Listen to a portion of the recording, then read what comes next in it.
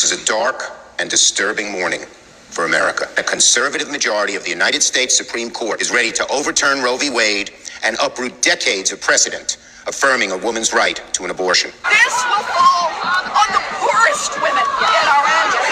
This will fall on the young women. I do not view abortion as a choice and a right. I think it's always a tragedy, and I think that it should be rare and safe. And I think we should be focusing on how to limit the number of abortions, and they ought to be able to have a common ground and consensus as to do that. So you're telling me I'm literally sat here with COVID, and y'all still find a way to make me sick of your shit. And I usually try to avoid making back-to-back videos about the same person, but you seem to miss with surgical precision whether or not you actually even speak in your own videos. So let's go through the ways, shall we? Peep how he just casually sidesteps the points from Chuck Schumer and Elizabeth Warren, but just nods his head no because their points are inarguable, but instead plays some words from Joe Biden when he was vice president in order to suggest that, your guy agrees with us, I guess. Except for fucking no, run the clip back. Did you hear what he said? I do not view abortion as a choice and a right. I think it's always a tragedy. Meaning he doesn't view it as something positive that you should be eager to take part in, unlike other rights. I know this because thinking critically for more than half a millisecond, if he was saying he didn't believe that it was a legal right, then he'd be incorrect considering Roe v. Wade, and it would also be irrelevant considering that the Obama administration did not undercut women's rights to abortion. So he's speaking about his personal opinions of the morality of abortion, not the legality.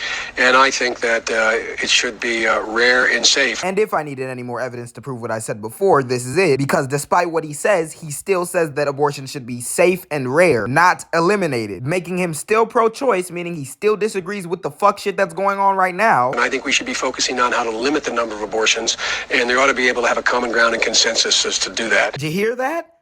Common ground and consensus. You know what's not that is overturning a decision that's been sat at over 50% support in the country since at least 1989. And you know what Biden did say in that clip? Limit the number of abortions, which I agree with, but not by denying access, by granting more access to things like free contraceptives and things like prenatal care and having a healthcare system that doesn't charge about $13,000 on average. That wasn't a fucking exaggeration. To give birth. I wonder why in the fuck the pro-life party actually doesn't support, vote in, or even give lip service to any of the policies that would objectively make people's lives better in this regard. But that's besides the point. You know what Joe Biden didn't say in that clip? How about overturn Roe v. Wade? So next time, how about we just come out and say that you're completely fine with all the ramifications of the shitty decision that the Republicans just made and actually engage with the arguments instead of trying to pull some decade-old news clips to try to reach for some hypocrisy. Why do you all always do that stupid shit?